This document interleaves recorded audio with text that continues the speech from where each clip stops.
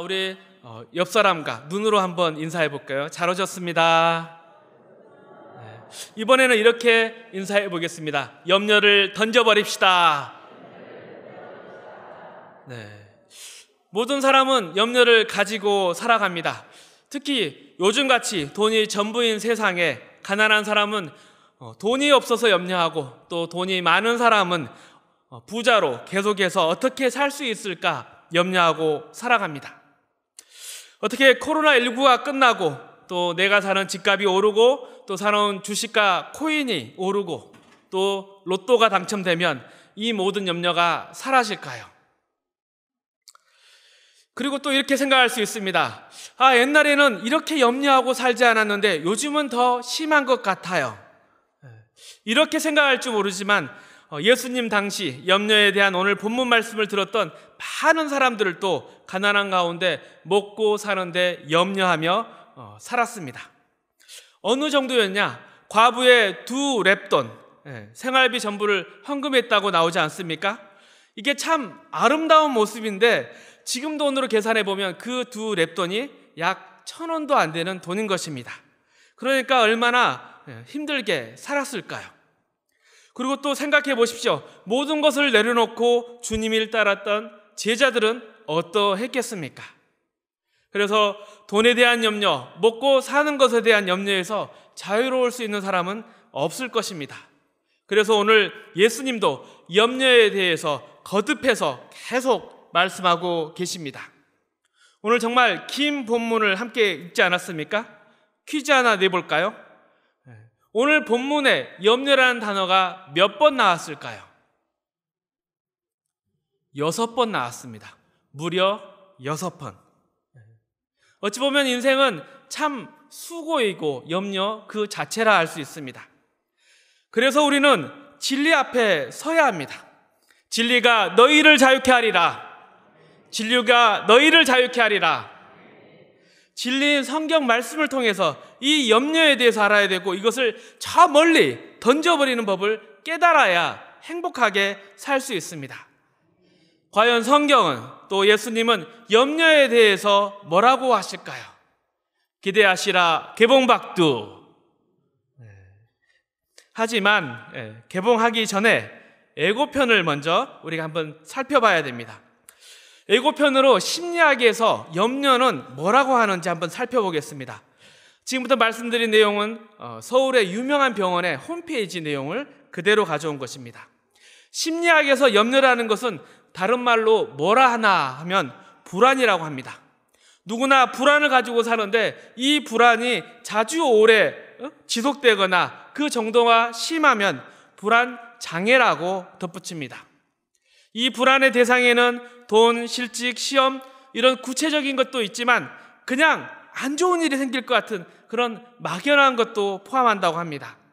증상은 이렇습니다. 감정적으로 늘 불안해서 긴장되고 예민한 상태. 그래서 일에 집중도 못하고 늘 피곤하죠. 신체적으로는 근육이 묻히고 또 저녁에 잠도 안 오고 호흡과 심장 박동이 막 빨라지고 그리고 입이 바짝바짝 마릅니다. 소변이 자주 마렵고 소화가 안 돼 화장실을 자주 갑니다. 증상 이야기를 하면 저도 불안 장애인 것 같습니다. 그래서 먼저 물을 한 잔 마시겠습니다. 입이 마릅니다. 대충 사람들의 25%가 불안 장애라고 해요.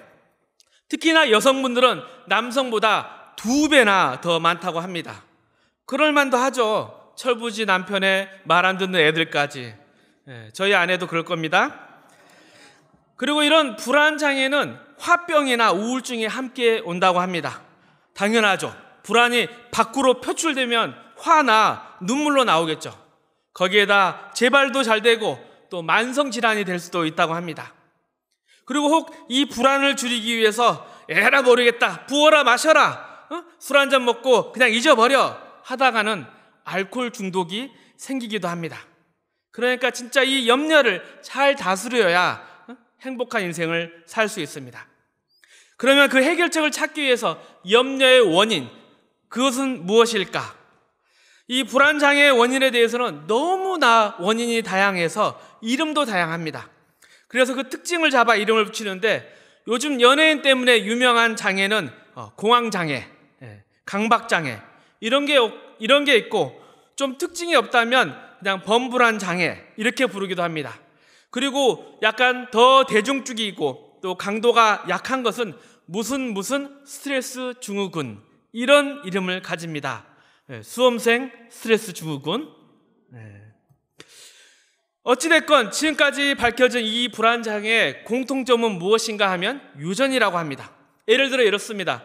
공황장애 환자 중에 50%가 넘는 절반 이상은 그들에게 한 명 이상의 공황장애 친척이 있다고 합니다. 와, 저 집안 분위기 진짜 이상해. 그런데 이게 좀 아닌 게, 그만큼 많은 사람들이 이 염려 가운데 고통받고 있고 그 염려를 또 나누고 있는 것입니다.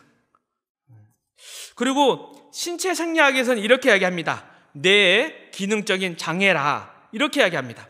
즉 신경 전달 물질인 호르몬이 너무 많거나 부족해서 일어나서 그렇다고 합니다. 간단히 말해서 머리가 고장났다, 이렇게 이야기를 합니다. 또 상담학에서는 이렇게 이야기합니다. 과거의 경험이나 현재의 정보를 해석하고 판단하는 인지와 행동의 오류라고 이야기합니다. 예를 들면 이렇죠. 당신은 주변에 너무 신경을 쓰고 살아요. 그리고 이것에 대해서는 당신의 생각이 틀렸습니다. 왜 이 문제에 대해서는 당신은 늘 부정적으로 생각하시죠? 쉽게 말해서 생각의 오류라고 이야기합니다. 그런데 이 고장난 몸이나 고장난 생각을 고치는 거, 이거 둘 다 인간을 동물이나 물질 혹은 컴퓨터로 보는 뭔가 진화론적인 냄새가 나지 않습니까? 또 이런 설명도 있어요. 정신분석학자 닥터 프로이드 아시죠? 이분은 불안은 해결되지 않는 무의식적 갈등이라고 합니다. 그리고 이런 갈등에는 죽음에 대한 두려움, 사랑하는 사람과의 이별, 또 중요한 사람으로부터 배신, 또 자신의 이상에 도달하지 못하는 이러한 좌절 등이 있습니다. 이건 뭔가 좀 깊은 이야기 같지만 문제 없고 상처 없고 완벽한 사람 누가 있습니까? 그리고 그 모든 문제를 스스로 풀어낸 사람이 있겠습니까? 그래서 쭉 이 불안의 원인들을 살펴보면 모든 답들이 좀 단편적이고 피상적이고 뭔가 핵심을 콕 집어내지 못합니다. 그럴 수밖에 없는 것이, 인간에 대해서 심리학은 한계를 가집니다. 심리학에서 인간은 자유의지를 가진 선한 존재라고 해요. 그래서 이 선한 의지대로 모든 욕구가 해결되고 모든 문제가 해결되면 행복하다고 합니다. 굉장히 근사하게 들리지 않습니까? 그런데 제 귀에는 행복한 사람은 아무도 없다라고 들립니다. 우리는 모두 구원이 필요한 죄인입니다. 이 심리학은 하나님과 인간의 관계를 전혀 고려하지 않습니다. 그래서 우리가 하나님의 형상이라는 것을, 자녀라는 것을, 그리고 죄에 빠져서 타락했고 또 구원이 필요하다는 그 논의 자체가 없기 때문에 이 불안의 원인에 대해서, 염려의 원인에 대해서 밝힐 수도 없고 치료나 예방에 대해서도 사실 임시 땜빵에 가깝습니다. 대표적인 불안장애 치료는 이렇습니다. 약을 먹는 거죠. 항우울제, 항불안제, 고장난 곳을 치료하는 약. 그런데 그 약통의 맨 밑에 조그맣게 글씨가 써져 있습니다. 반복적인 사용은 특정 약물에 의존을 가져올 수 있습니다. 바로 약물 중독이죠. 또 상담 치료가 있어요. 대화를 통해서 생각하고 행동하는 방식을 좀 긍정적으로 변화시키거나, 아니면 약한 불안에서부터 점점 강한 불안으로 적응해 가거나, 아니면 스스로를 돌아보면서 신체 반응을 살피면서 이 불안을 극복하는 이런 방법들이 있는데, 이들의 공통점은 무엇이겠습니까? 너 스스로 강하게 해서 이 염려를 극복해야 해, 이렇게 이야기하는 거죠. 또 예방법은 이렇습니다. 다양한 원인에 의해서 발생하기 때문에 직접적인 예방은 어렵지만 휴식이나 취미 활동을 통해서 스트레스를 잘 관리하고 조절하세요, 이런 이야기죠. 뭐 대충 다 그렇게 삽니다. 적당히 있고 적당하게 사십시오. 들어보니 어떻습니까? 이 염려가 더 되시죠? 치료법도 딱히 없고 막을 방법도 없고 또 재발도 잘하고. 그래서 진리의 말씀, 예수님의 말씀을 들어야 합니다. 예수님께서는 염려가 생기는 원인은 이 땅에 보물을 쌓고 그 보물에 마음을 주고 그것을 우상으로 삼아 섬기기 때문이라고 하십니다. 이 땅의 보물이라는 게 어떤 것입니까? 돈, 재물, 권력, 명예? 이들의 공통적인 특징이 무엇입니까? 망가지고 사라지고 도둑맞고 결국 영원한 것이 아니다, 이것입니다. 이 세상의 보물은 영원하신 하나님이 만드시는 잠시의 피조물들에 불과합니다. 그런데 이처럼 망가지고 사라지고 도둑맞는 이 땅의 보물에 인간의 마음을 두면 어떻게 될까요? 불안하고 염려가 생기는 것이죠. 아이고야, 사라지는구나. 나를 지켜줄 줄 알았는데, 아이고야, 사라져 가는구나. 허망하네. 그리고 또 안타까운 것은 무엇입니까? 우리의 육신도 흙으로 지음받은 피조물이기에 사라진 것입니다. 그래서 이 땅에 보물을 쌓는 자, 그리고 그 보물에 마음을 두는 자는 언제나 불안하고 염려에 사로잡혀 살아갈 수밖에 없고 결국은 허망한 죽음을 맞이하겠죠. 이런 세상 사람들을 향해서 예수님은 말씀하십니다. 오직 너희를 위해 하늘의 보물을 쌓으라. 오직 너희를 위해 하늘의 보물을 쌓으라. 그럼 예수님, 어떻게 하늘의 보물을 쌓을 수 있을까요? 우리 다 함께 읽습니다. 너희 소유를 팔아 구제하여 낡아지지 아니하는 배낭을 만들라. 곧 하늘에 둔 바 다함이 없는 보물이니 거기는 도둑이 가까이 하는 일이 없고 좀도 먹는 일이 없느니라. 하늘에 보물을 쌓는 방법은 영원하신 하나님, 또 창조주이시며 심판자이신 하나님의 뜻을 따라서 이 땅에 사라져가는 재물로 이 땅에서 사랑을 베푸고 구제와 선행에 힘써 사용함으로써 하나님 나라의 상급으로 쌓는 것입니다. 이 땅의 재물로 하나님 나라와 그 의를 세워가는 것이 영원히 우리의 것이 되는 것입니다. 그리고 예수님께서는 너의 마음을 챙기라고 하십니다. 마음은 우리의 생명의 근원이지 않습니까? 보물이 있는 곳에 내 마음이 있다. 마음을 이 땅에 두지 말고 하늘에 두라고 하십니다. 그리고 이 땅의 재물에 대해서는 건강한 눈, 즉 건강한 마음을 가지라고 하십니다. 그렇지 않으면 어두운 몸, 영원히 멸망하는 인생이 될 것이라 경고하십니다. 눈은 몸의 등불이니 그러므로 내 눈이 성하면 온몸이 밝을 것이요 눈이 나쁘면 온몸이 더 어두울 것이니 그러므로 내게 빛이 어두우면 그 어두움이 얼마나 더하겠느냐. 이 당시 유대 사회에서 눈이 성하다는 비유는 신체적으로는 건강하다, 생각이나 태도에 있어서는 관대하고 후하다, 종교적인 면에서는 순수하고 순결하다는 것이었습니다. 반대로 눈이 나쁘다, 빛이 어둡다는 것은 신체적으로 아프고 재물적으로 계산적이고 탐욕적이고 종교적으로는 하나님이 아닌 우상 숭배를 하는 것을 의미합니다. 그러니까 결국 눈이 성한 인생, 온몸이 밝은 인생이란 이 땅의 재물에 대해서 관대하고 후한 마음으로 재물을 사용해서 하나님 나라와 의를 구하는 인생이고, 이런 인생이 행복한 인생인 것입니다. 또한 우리는 어떤 존재입니까? 우리는 하나님의 형상으로 하나님만 예배하도록 지음받은 하나님의 자녀입니다. 우리의 마음을 채우고 만족시킬 수 있는 분은 오직 하나님밖에 없습니다. 그런데 자신을 위해 하나님이 아닌 재물로 채우려는 자는 끊임없는 갈증을 느끼며 불안과 염려 가운데 살다가 결국은 멸망합니다. 그래서 예수님께서는 엄중히 말하십니다. 재물이냐 하나님이냐, 양자택일을 하라. 재물이냐 하나님이냐.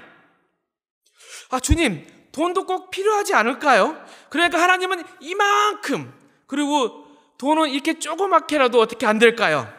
아니요, 예수님은 분명히 말씀하십니다. 두 개를 겸히 섬길 수 없다. 하나님과 돈 사이에서 갈라진 그 마음 때문에 하나님을 믿으면서도 염려가 생기는 거야. 그렇다면 바른 대답은 무엇일까요? 그래, 하나님만 믿는 거야. 나는 하나님만 예배할 거야. 이렇게 양자택일 앞에서 하나님으로 결단한 자에게 예수님께서는 아름답고 멋진, 정말 위로가 되고 안심이 되는 사랑의 음성을 들려주십니다. 생각해 보렴. 너희에게 생명을 주시는 분이 누구냐? 누가 너의 창조자냐? 생명을 주신 분이 먹을 것, 입을 것 주시지 않겠느냐? 이 중한 목숨을 주셨는데 먹을 것, 입을 것도 다 주시지 않겠느냐? 자, 공중에 나는 새를 보렴. 먹을 것을 위해 수고도 하지 않아도 하나님이 먹이시지 않느냐? 너희는 저 공중의 새보다 귀한 하나님의 자녀가 아니냐? 아무리 염려하더라도 이 세상 그 누구가 자신의 생명을 조금이라도 늘릴 수 있겠느냐? 그리고 저 들의 백합화를 보렴. 길쌈 많은 수고를 하지 아니하여도 하나님이 얼마나 멋지게 입히지 않느냐? 인간이 만든 그 어떤 옷, 그 어떤 영광보다 더 아름답지 않느냐? 이처럼 내일 아궁이에 던져질 들풀도 입히시는데 하물며 너희일까 보냐? 염려를 버리고 믿음을 가지거라. 염려를 버리고 믿음을 가지거라. 우리 이 아름다운 주님의 음성을 가슴에 품고 함께 찬양을 해보실까요?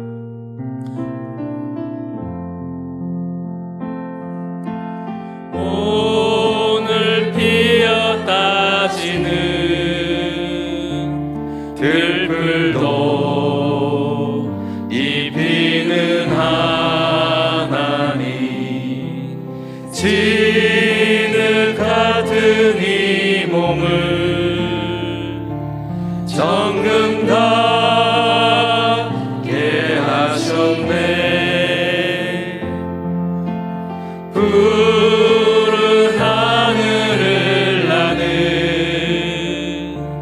새들도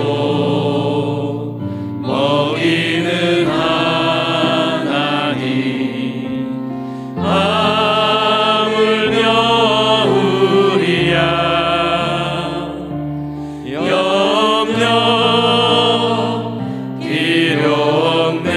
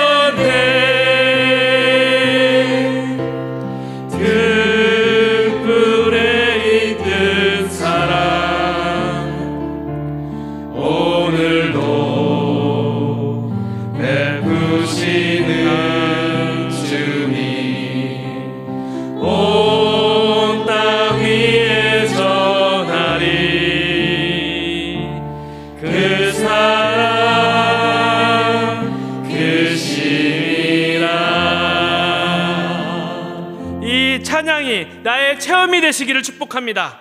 간증이 되시기를 축복합니다. 우리는 이 땅에 속한 자가 아닙니다. 우리는 하나님의 자녀입니다. 그리고 하나님은 참 부모 되십니다. 언제나 하나님은 함께 하시고 우리를 먹이시고 입히시는 분이십니다. 그러므로 염려하지 마라. 염려는 하나님을 예배하지 않는 이방인이나 가지는 것이다. 너희는 이방인처럼 우상 숭배하지 말고 하나님의 나라를 구하라. 그리고 더 나은 의를 구하라. 그리하면 하늘 아버지께서 너희 모든 것을 책임지실 것이다. 할렐루야. 그래도 내일이 또 염려되실까요? 주님이 또 말씀하십니다. 염려하지 마라. 내일 또 일용할 양식으로 너를 먹이고 입힐 것이야. 오늘 하루 하나님의 나라와 의를 구하기 위해서 너가 행한 모든 수고를 내가 안다. 오늘의 수고를 통해 이 땅이 아니라 나를 보렴. 내가 너를 세상과 구별하여 내 자녀 삼았고 나만 예배하게 만들 것이다. 염려하지 말라. 염려하지 말라. 오늘 또 내일 또 영원히 내가 너희와 함께 할 것이야. 나를 믿으라. 나를 믿으라. 여러분의 마음은 지금 어디에 있습니까? 이 땅에 있습니까? 이 땅에 사라질 보물과 재물에 있습니까? 아니면 저 하늘에 있습니까? 하나님께 있다면 우리는 이 땅의 재물로, 우리의 인생으로 이 땅에서 하나님의 나라와 의를 구합시다. 사랑을 베풀며 하나님의 의를 보여줍시다. 우리 한번 외쳐보겠습니다. 손을 들고 염려야 떠나가라. 염려야 따라가라. 우리는 하나님의 자녀다. 우리에게 믿음이 있습니다. 하나님의 자녀 화이팅! 아멘. 저도 최근에 이러한 양자택일 가운데 서 있었던 경험이 있습니다. 돈에 대한 염려는 아니었는데 내 인생, 내 능력에 대한 염려가 있었던 것 같습니다. 인생 40대 과연 나는 잘 살고 있나? 그리고 나의 인생은 이 땅에 속했나? 아니면 하늘 아버지께 속했나? 작은 저의 소원은 매일매일 넘어지지만 하나님께 속해 살아가고 싶은 것이었습니다. 봄철이 되면 제가 졸업한 고등학교에서는 많은 모임을 합니다. 보통 이런 모임에 관심이 없었는데 올해는 랜선 산행을 한다고 합니다. 어떻게 진행되는지 궁금해서 카톡으로 온 순서지를 꼼꼼히 살펴봤습니다. 총 동창회 회장의 축사 다음에 국회의원 격려사가 있더라고요. 쭉 훑어보니까 제가 고등학교 졸업 41회인데 32회 선배 이름이 있습니다. 그런데 이분이 뉴스에서 많이 보던 이름이더라고요. 앞전에 보궐선거 때문에 사임한 당 대표 겸 원내대표 있지 않습니까? 그분의 이름이 있더라고요. 그리고 쭉 같은 당에 여러 명의 국회의원이 있었습니다. 그리고 맨 밑줄을 보니까 51회, 즉 10년 후배인데 벌써 국회의원이 되어 있더라고요. 와, 이 후배는 도대체 뭘 했기에 83년생인데 그러니까 38살에 벌써 국회의원이 되었나 싶더라고요. 그리고 이 순서지 아래쪽을 보니까 이 동창 중에서 좀 높은 자리께나 하는 분들의 이름이 쭉 열거되었는데 정말 거기에는 익숙한 이름이 있더라고요. 아, 얘는 고3 때 일반 반장이었는데? 그리고 난 2반 반장이었고? 야, 고등학교 졸업하고 20년 지나니까 정말 많이 변했구나. 이제 각자 다른 삶을 사는구나. 만약 나도 계속해서 사법고시를 공부했고 합격했으면 과연 어떻게 되었을까 생각이 들더라고요. 이런 생각을 하다가 이제 저녁이 돼서 날이 좋아서 애들을 데리고 밖에 와서 바람도 쐬고 외식도 해야겠다 아내한테 물어보니까 멀리 차를 타고 가는 게 아니라 그냥 넷째를 유모차에 태워서 가까운 데에 가서 밥을 먹자 해서 햄버거를 먹으러 가기로 했습니다. 그래서 학교 끝난 첫째, 둘째, 그리고 또 셋째, 넷째를 어린이집에서 찾아다가 집에서 동네 맥도날드까지 걸어가는데 와, 이 길이 쉽지가 않은 거예요. 4명의 옷을 챙기고 마스크를 챙기고 현관문을 여는데 30분이 걸렸습니다. 무려 30분. 그리고 내려오는데 1호, 2호, 3호가 킥보드를 타고 싶다는 거예요. 그래서 차 트렁크를 열고 킥보드를 펴줬습니다. 1호, 2호는 그 놀이터도 좀 놀려고 싱 하고 타고 가는데 3호 이것은 이걸 타는 건지 미는 건지 민기적 걸어가는데 저희 아파트 주차장을 보면 도로가 움푹 패인 데가 있습니다. 예. 그 도로가 패인 곳을 볼 때마다 가서 발로 차요. 아야, 구멍 커진다, 신발 더러워진다, 하지 마라. 예. 그런데 계속 하더라고요. 구멍이 몇 개였을까요? 예. 무려 6개. 염려하지 마라. 그 무려 6개. 와. 그리고 내 말을 그렇게 듣지 않는 그 아들내미 3호 6번씩이나. 그래서 힘들어서 왜 아내하고 막내는 안 오나 뒤를 돌아보니까 거기는 더 가관인 거예요. 이렇게 유모차를 밀고 오는데 유모차를 미는 게 엄마가 아니에요. 막내가 밀어요. 이걸 자세히 보니까 엄마가 이렇게 막내를 안고 그 막내가 이렇게 빈 유모차를 미는 거예요. 네. 구멍난 아파트 주차장 도로를 그렇게 밀고 오는 거예요. 네. 뭐라 했겠어요? 여보, 내가 졌어. 그래서 우여곡절 끝에 집에서 직선거리로 500m도 안 되는 맥도날드 가는데 장장 2시간이나 걸렸습니다. 얘들 4명의 요구와 기분을 맞추느라 저와 아내는 완전히 녹초가 되어버렸죠. 그렇다고 맥도날드 가서 행복한 시간을 보냈느냐? 딱 30분 만에 나왔습니다. 주문하고 먹고 정리하고 나오는데 30분. 더 오래 있으면 애들이 매장을 완전히 뒤집어 엎을 것 같았습니다. 그리고 좀 빨리 나오니까 또 애들 마음이 좀 어려울까봐 옆에 마트에 가서 아이스크림을 하나씩 물려주고 오는데, 와, 아까 낮에 봤던 순서지가 머릿속에 생각이 겹쳐지면서 완전히 이게 속된 말로 현타가 오더라고요. 내 인생은 무엇인가? 난 누구이고 여기는 어디인가? 난 무엇을 향해 살아왔는가? 생육하고 번성하고 충만하라, 이 하나님의 말씀에 따라서 내 아이의 아빠로, 또 이것을 열심히 전도하는 신혼교구 목사로서 아둥바둥 살아온 내 모습이 어떤가? 나는 지금 후회하고 있는가? 그런데 이런 말과 표정을 애들 앞에, 또 엄마 앞에서는 보여줄 수는 없죠. 아내도 힘들 테고, 또 애들 앞에서 이런 이야기를 하면 니네들은 다 내 인생의 짐들이야, 이렇게 말하는 것 같아서, 그래서 마음을 다잡고 이 마음을 하나님께 고백하기로 했습니다. 그래서 그 다음날 새벽기도 때 이것을 성도님과 나누었습니다. 굉장히 의지적인 감사의 기도 제목으로 나누었습니다. 그런데 거기에 은혜를 받으신 한 성도분께서 카톡으로 맥도날드 3만원권 상품권을 보내주셨습니다. 그리고 거기에 메시지를 적으셨는데, 그게 바로 행복입니다, 그것이 행복입니다, 이렇게 적어서 보내주셨더라고요. 정말 상처 입은 제 마음에 이렇게 떡하니 반창고를 붙여주셨습니다. 그리고 이제 그 다음 주 장난치고 싶은 만우절이 되었습니다. 4월 1일이죠. 저녁에 집에 들어왔더니 첫째가 동생들 데리고 마트 가서 아이스크림을 싸먹고 싶대요. 그런데 애가 숙제도 안 하고 또 밤에 애들 데리고 왔다는 게 불안해서 제가 가겠다고 말하고, 이 감사에 이렇게 펼쳐진 보물함을 보니까 거기에 돈이 16,000원 있더라고요. 그래서 냅다 이렇게 5,000원을 짓고 2호와 3호를 데리고 나오는데, 순간 첫째 얼굴이 안 좋더라고요. 그래서 이제 가서 아이스크림을 사죠. 물론 첫째 감사의 돈으로 사는 것이 아니라 풍성한 아버지의 마음으로 제 돈으로 10,000원어치 아이스크림을 사고 집에 들어갔습니다. 그런데 역시나 첫째 얼굴이 안 좋더라고요. 그래서 돈을 돌려주고, 아야 이리 와서 아이스크림 먹어, 그냥 먹어 하는데 끝내 아이스크림을 안 먹더라고요. 그리고 그 다음날 제 생일이 되었습니다.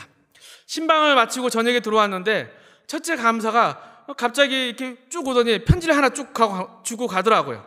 그래서 내용은 이렇습니다. 아빠 생신 축하해요. 저는 아빠를 많이 사랑해요. 어제 5,000원 때문에 저 울었잖아요. 그래서 제가 그 5,000원으로 산 선물이에요.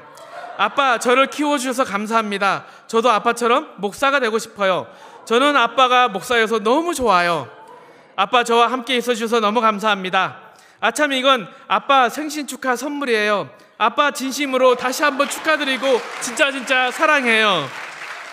이 선물을 보니까 설교 준비할 때 쓰라고 노트와 필기구를 선물로 담았더라고요. 절대 자랑하는 거 아닙니다. 설교를 위해서. 그래서 아내가 밤중에 이렇게 이야기를 합니다. 감사가 학교에서 돌아오니까 급히 문구점을 가야겠다고 합니다. 왜? 하고 물으니까 자기가 어제 5,000원 때문에 울었던 일이 있었다고 이야기를 하면서 자기가 하나님보다 돈을 더 사랑하는 것 같다고, 5,000원보다 아빠가 더 소중한데 자기 돈을 사랑하는 마음이 너무 커진 것 같아서 이 돈을 아빠를 위해 다 쓰겠다고 하면서 선물을 사왔다는 것입니다. 참 못난 아빠보다 더 나은 아들입니다.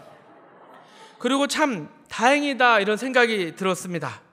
내가 하나님 나라와 의를 구하기 위해서 이 땅의 것을 내려놓고 어찌 보면 매일매일 수고와 염려 가운데 아둥바둥 사는 것에 대해서 주님이 보고 계셨구나, 그리고 내 아이도 보고 있었구나, 그리고 마치 주님이 이렇게 말씀해 주시는 것 같았어요. 내 수고와 눈물 속에서 나의 영광을 보리라, 나의 영광을 보리라. 참 저를 위로해 주시고 또 세상의 재물을 어떻게 쓰는 것인지 보여주신 성도님, 그리고 첫째 아들 감사에게 다시 한번 감사의 인사를 드립니다. 그리고 그 뒤에 웃고 계실 주님께도 영광을 올려드립니다. 내가 너를 안다, 내가 너와 함께 한다, 너의 수고를 알고 내게 살아갈 일용할 양식을 베풀 것이며 큰 하늘의 상급을 너를 위해 준비할 거야. 할렐루야. 사랑하는 성도 여러분, 이 땅의 것이 아니라 하늘의 것을 구하면 살 수 있습니다. 염려 불안 없이 행복하게 살 수 있습니다. 그리고 우리는 저 공중의 새보다 들것보다 더 귀한 하나님의 귀한 자녀입니다. 하나님께서는 우리를 자녀 삼아주시기 위해서 십자가 독생자 예수님을 내어주셨고, 지금 우리 아들 내 귀한 아들이라 부르고 계시며 지금 함께하고 계십니다. 참 부모 되신 하나님을 믿으십시오. 우리 함께 읽어봅니다. 그런즉 너희는 먼저 그의 나라와 그의 의를 구하라. 그리하면 이 모든 것을 너희에게 더하시리라. 이 모든 것을 너희에게 더하시리라. 자, 이제 퀴즈를 풀어보시죠. 염려의 반대말은 무엇이겠습니까? 믿음입니다. 바로 믿음입니다. 우리 믿음으로 승리합시다. 우리 하나님의 나라와 의를 구합시다. 하나님이 우리와 함께 하십니다. 하늘 상급의 주인공이 됩시다. 사랑의 교회 화이팅!